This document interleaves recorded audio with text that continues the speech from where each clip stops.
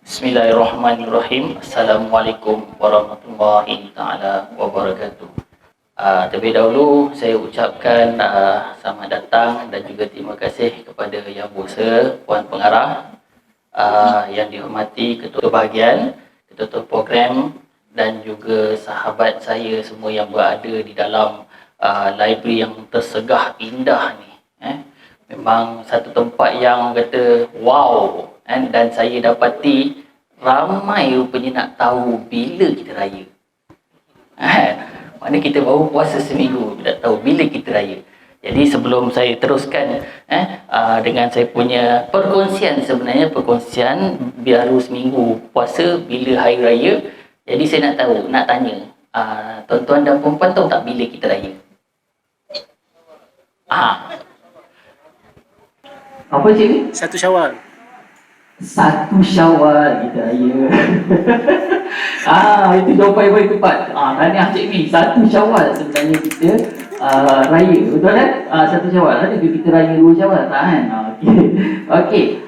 Juga untuk beritahu pada tuan-tuan dan puan-puan, kita baru seminggu puasa dan kita nak tahu bila raya. Jadi semua dah tahu 1 Syawal.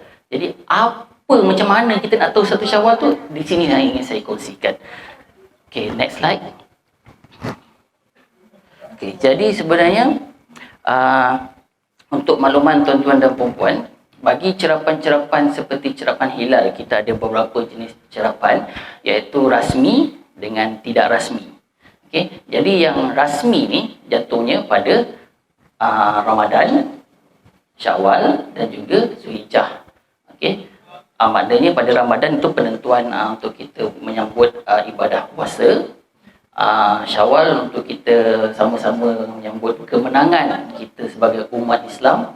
Itu kita raya pada 1 Syawal.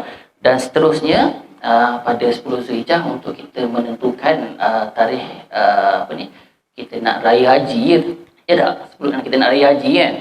Maknanya dah baru 1 Syawal, nanti sibuk nak tahu bila nak raya haji ni, bila nak raya haji ni. Sebab nak apply cuti. Tapi sayang tuan-tuan, kita tak boleh nak rentan negeri.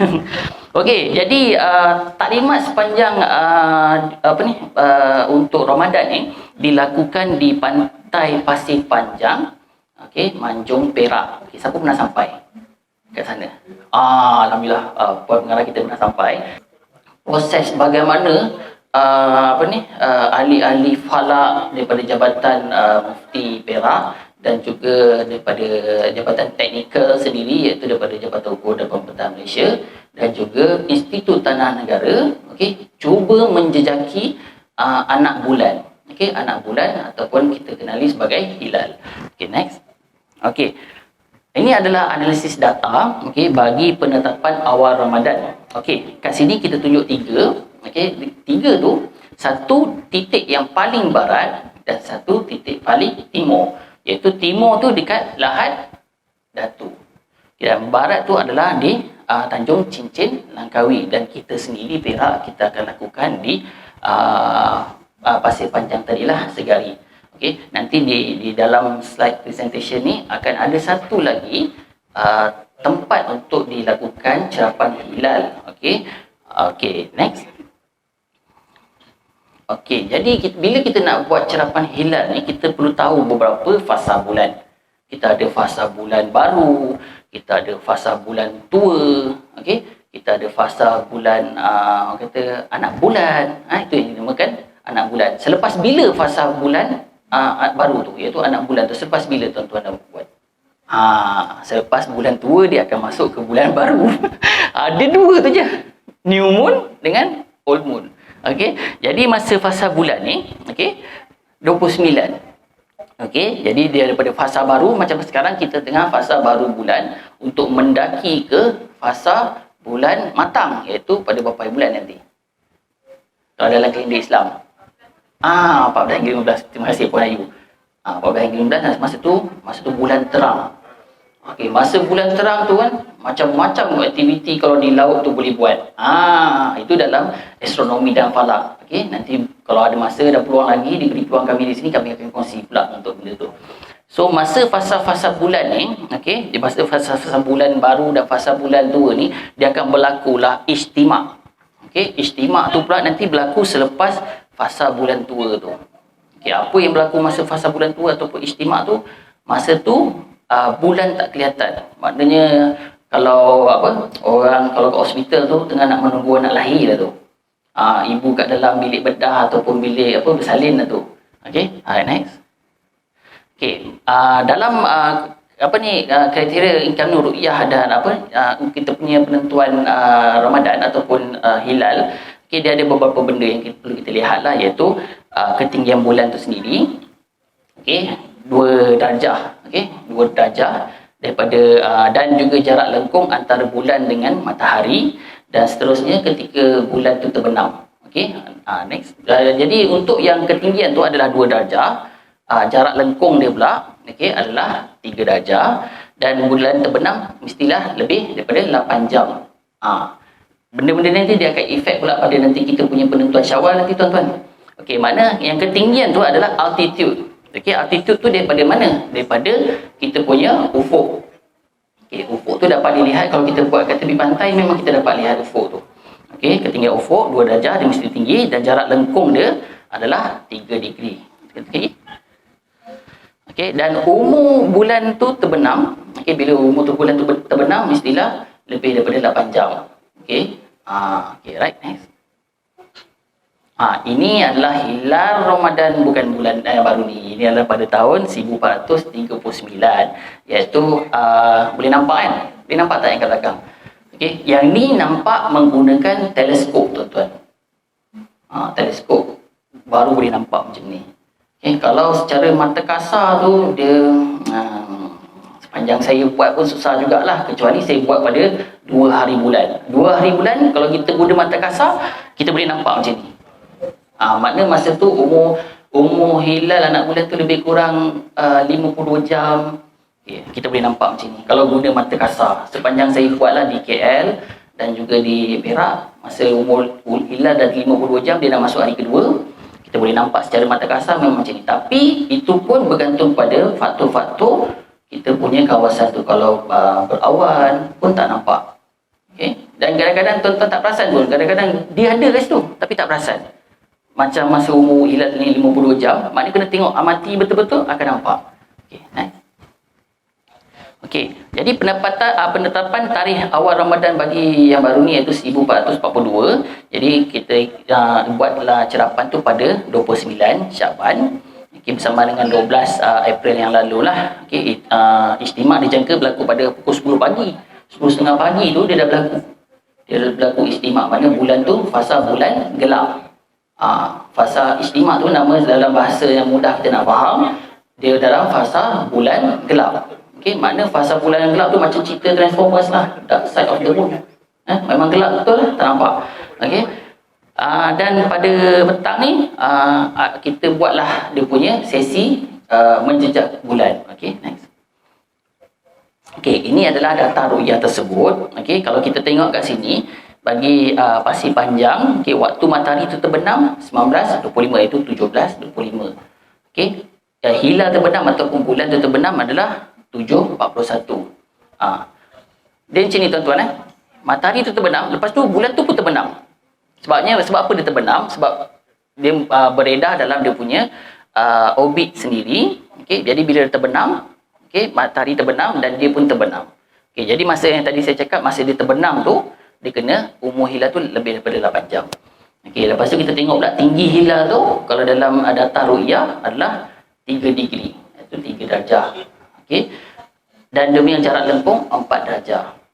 4 darjah 28 minit, dan umur hilal pada tu 9 jam. Okey. Masa hilal ni, inilah dia masa dia, tuan-tuan dan perempuan, 16 minit sahaja tuan-tuan dan perempuan kena bekerja keras lah time tu. Masa ni timbalan mufti, okey, sekejap-sekejap dia akan bangun, dia akan tengok. Sekejap-sekejap dia akan bangun, dia akan tengok. Timbalan mufti, dan dibantu oleh jawatankuasa teknikal daripada Jabatan Ukur Pemetaan Negeri Perak. Yang mana masa tu pengarah ukur negeri Perak sendiri, okey, dia sahkan okey, ni adalah dia punya koordinat, dia punya latitude dan longitude. Okey, baru mufti naik, mufti lihat. Dia lihat bukan dia lihat tengok. Tak, tuan-tuan. Dia akan tengok, dia akan cari betul-betul. Sebab dia ada kuasa untuk menentukan itu adalah anak anak bulan. Okey. Next. Ini yang istimak yang tadi saya cakap tu pada 10.30. Okey. Dia berlaku fasa bulan gelap. Okey, di langit timur ya tuan-tuan. Kalau dia kat langit barat tu lain cerita tu. Okey, next. Okey, dan pada maghrib, okey, dia berada pada barat. Okey, dan ke tenggelam. Okey, bila dia tenggelam seperti yang saya maklum tadi, okey, bila dia tenggelam, okey, tuan-tuan tengok betul-betul dia punya matahari, kedudukan matahari tu. Kalau nampak kedudukan matahari tu sebelah kanan, so bulan tu akan jadi sabit dia sebelah kanan. Kalau matahari tu tenggelamnya sebelah kiri, sabitnya akan berada di sebelah kiri. Sebab ada berlakunya semasa pengesahan hilal tu dibuat dan ditanya di mana kedudukan sabitnya. Sabit dia, pencerap tu kata sabit tu di sebelah kanan. Jadi betul ke tak betul hilal tu? Tak betul. Pernah berlaku tuan-tuan dan puan. Okay, jadi sebab tu kita di Malaysia kita ada banyak tempat untuk buat pencerapan hilal. Selain daripada 3 tadi, kita ada juga di Teluk Kemang, dekat Selangor, okay, dekat pantai timur pun ada juga buat, okay. Untuk menjaga menjaga kesahihan lah kita punya cerapan hilal. Okay. Next. Okey, jadi masa data yang kita cerap itu sepatutnya dia punya hilal kedudukan macam itulah. Okey, kita nampak umur bulan tu pun 9 jam. Dia dah menepati kriteria Incarno tu. Okey, jadi bila dia dah menepati, itulah saya nak tanya tuan-tuan dan puan-puan, rasa nampak tak anak bulan masa tu?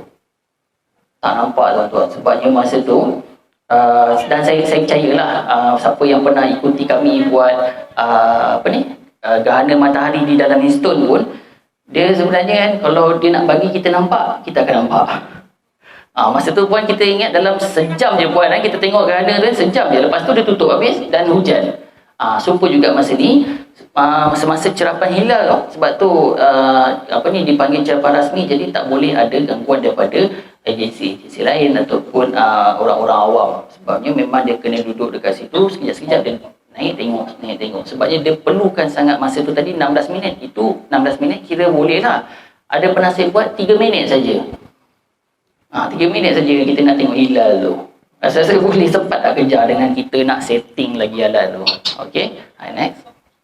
Okey, jadi kat sini ini adalah lebih kurang satu gambaran kenampakan bagi bulan, iaitu pergerakan bulan tu. Kalau kita lihat dekat warna-warna dia, contoh misal kata warna merah tu memang impossible lah kita nak tengok. Sebab apa? Dia ada bergantung pada faktor meteorologi lah.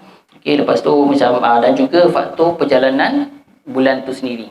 Okey, bulan tu dia akan bergerak macam tu lah. Sebab apa dia bergerak macam tu? Sebab faktor kita punya bulan berpusing, bukannya berpusing macam ni tuan-tuan. Okey, dia punya inclination untuk putaran bulan tu sendiri, untuk putaran bumi tu sendiri. Jadi bila dia berputar, bukannya putar macam horizontal macam ni, dia takkanlah bulan tu kita akan nampak macam ni. Okey, disebabkan dia ada inclination pada bumi tu untuk berputar secara condong, that's why nampak pergerakan bulan tu akan naik turun.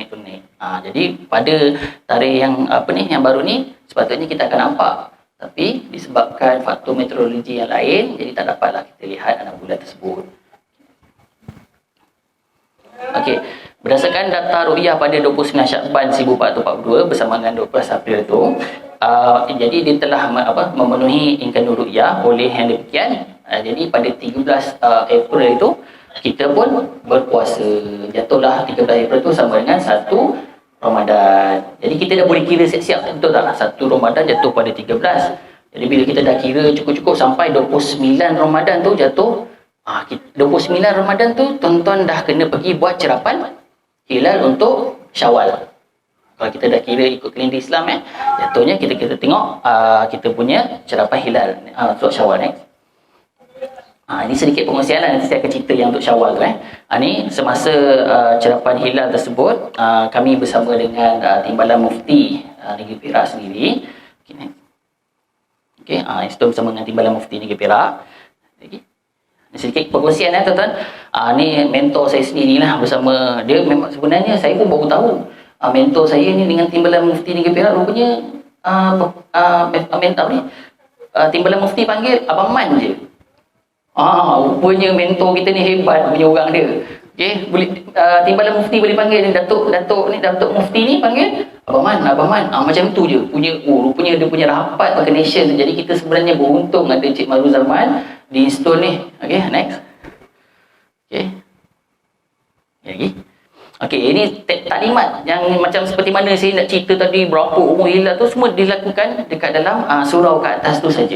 Jadi kalau kita lihat tak ramai pun. Memang tak ramai sebabnya kita pun dalam tempoh pandemik. Jadi kat atas tu dalam berapa orang je. Dan penjarakan sosial tu memang amat-amat dititik beratkan dan ada juga rela, polis pun ada kat situ. Okey. Cuba teka apa yang Abang Man kita tengah sembang dengan Datuk Mufti. Sebenarnya ini adalah satu sesi temu bual dan temu bual ni adalah mengenai cerapan hilal, lepas tu kemasyarakatan, okey, cerapan hilal ni pada umum. Okey, jadi video dia nanti tuan-tuan video dia nanti. Okey, next. Ni di belakang tabir lah sebenarnya, kerja-kerja di belakang tabir dia semasa cerapan hilal tu dibuat. Okey, kita temu ramah bukan saja pada Datuk Mufti.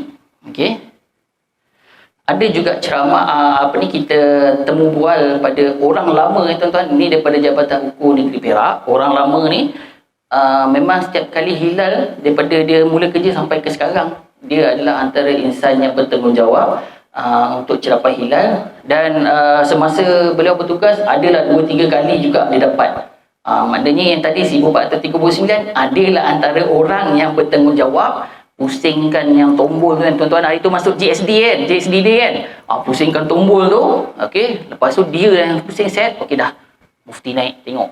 Dia lah orang yang bertanggungjawab. Okey, next. Okey, itu Mufti yang macam saya cakap tadi. Ni adalah kemah untuk Jabatan Mufti. Bukan orang biasa-biasa je boleh masuk situ. Tengok Abang Man kita boleh masuk. Okey, Timbalan Mufti sendiri sahkan. Okey, seterusnya.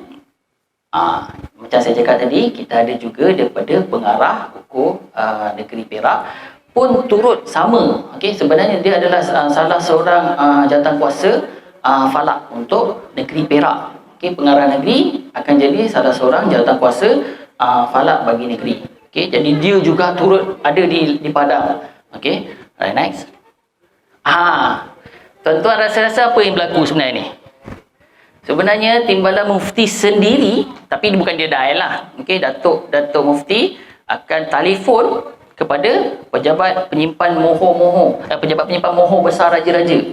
Okey, bila dia telefon je, dia bagi tahu anak bulan di Pasir Panjang Segari tidak kelihatan. Dia punya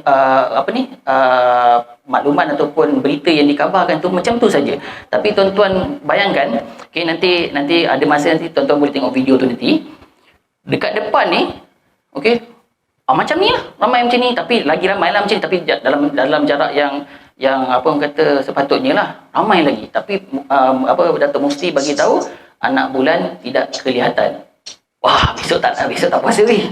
Betul tak? Mesti agak orang sebab dia bagi tahu secara general. Tapi perlu kena ingat, okey, dia menyampaikan untuk kawasan tersebut. Kita ada lagi banyak kawasan, betul tak? Jadi dia cuma melaporkan keadaan di situ saja, bukan untuk satu Malaysia. Jadi maknanya untuk pengumuman tarikh 1 Ramadan tu masih lagi disimpan oleh penyimpan moho besar raja-raja. Itu yang dulu masa kita zaman kanak-kanak kita duduk tunggu depan TV, betul tak? Kita tunggu depan TV kan. Hari ini dia pakai baju warna apa? Betul tak? Hari ini dia pakai warna apa? Yang baru ni dia pakai warna apa? Saya tak sempat tengok lah sebab kita orang kat sana. Okey, dia pun menyampaikan dia punya ucapan teks dia tu, okey. Tarikh 1 Ramadan jatuh pada, dia pun sebutlah 13 April 2021. Jadi besok tu kenalah puasa. Okey, boleh. Okey, next. Ni ada pulau, mana satu Pulau Perak? Tuan-tuan boleh imagine tak mana satu Pulau Perak? Lebih kurang sama je kan.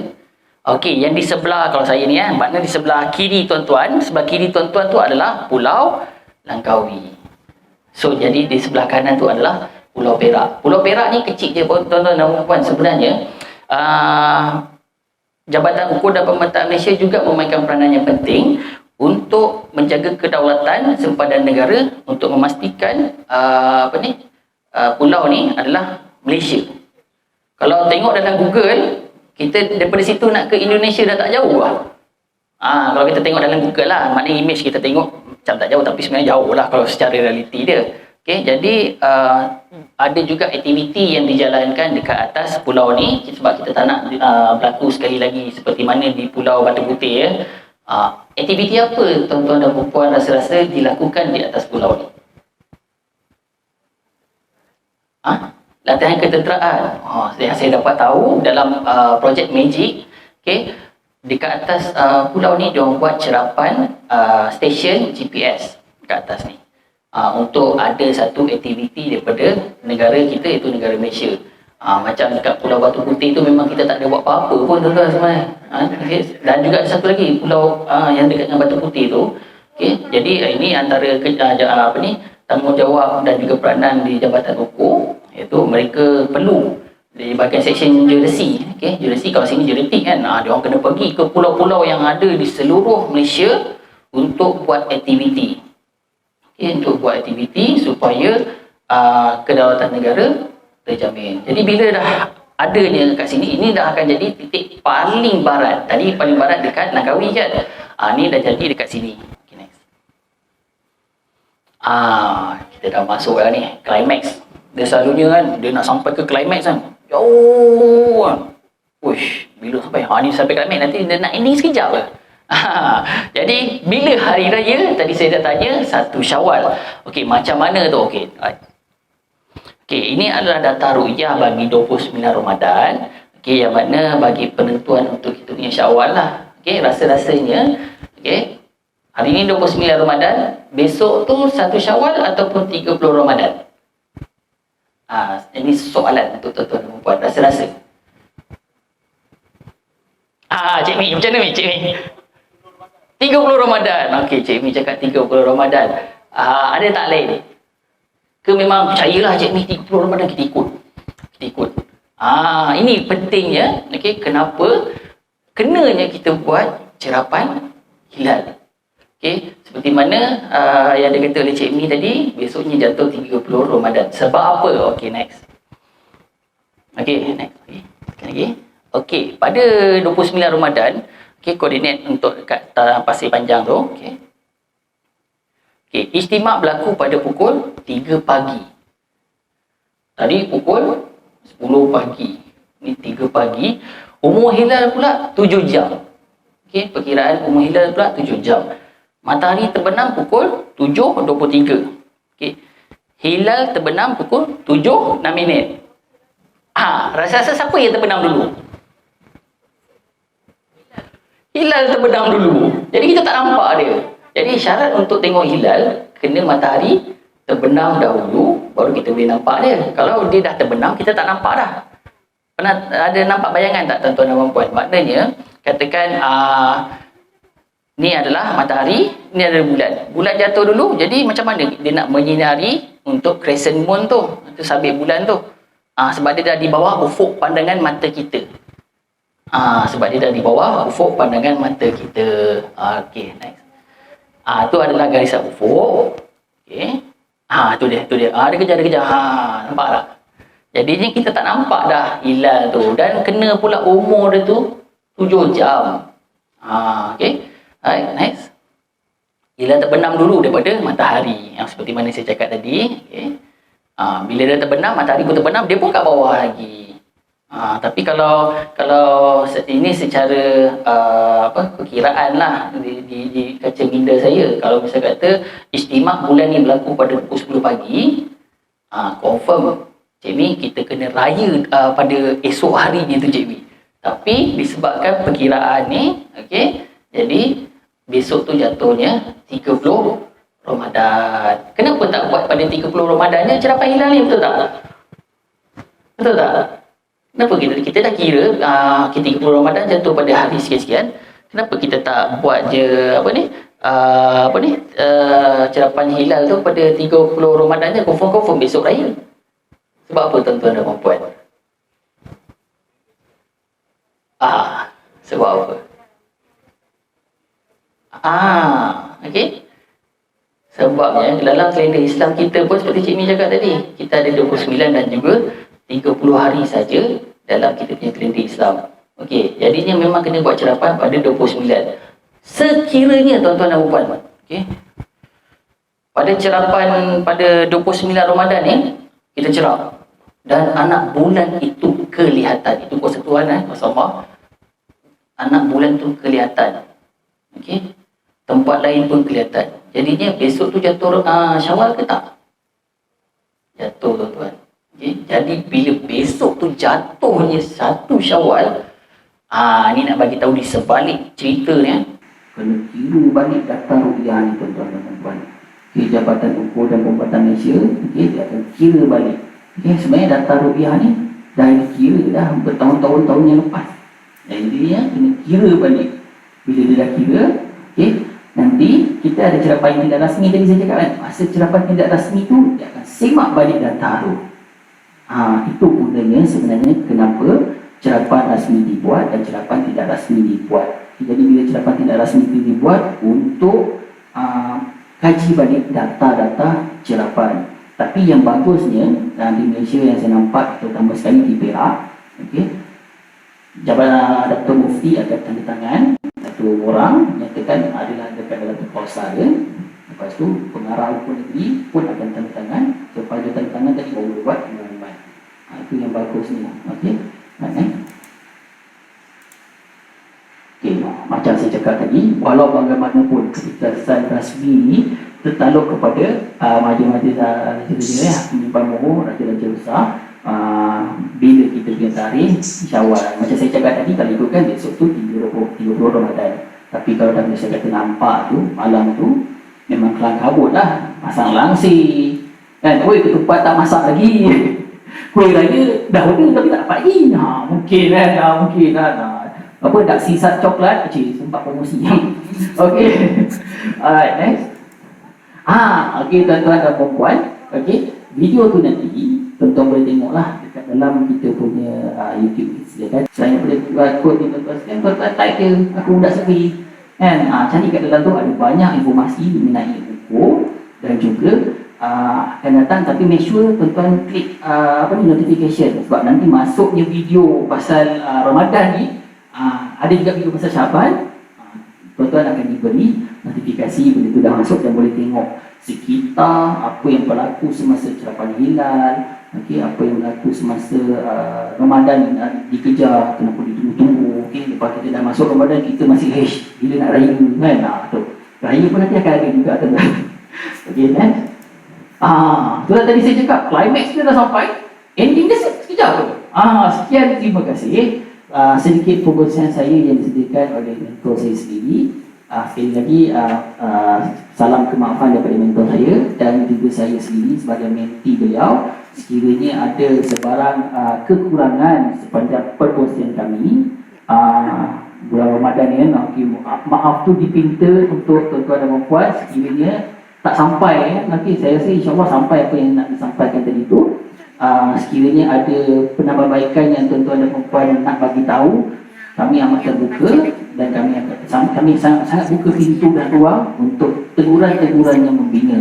Jadi sekiranya tak ada apa-apa lagi daripada saya, sampai di sini saja perkongsian yang dapat saya kongsikan. InsyaAllah kalau ada lagi perkongsian yang lain, mungkin kita boleh buat lagi macam ni. Dan saya sudahi dengan wabillahi taufiq wal hidayah. Assalamualaikum warahmatullahi wabarakatuh.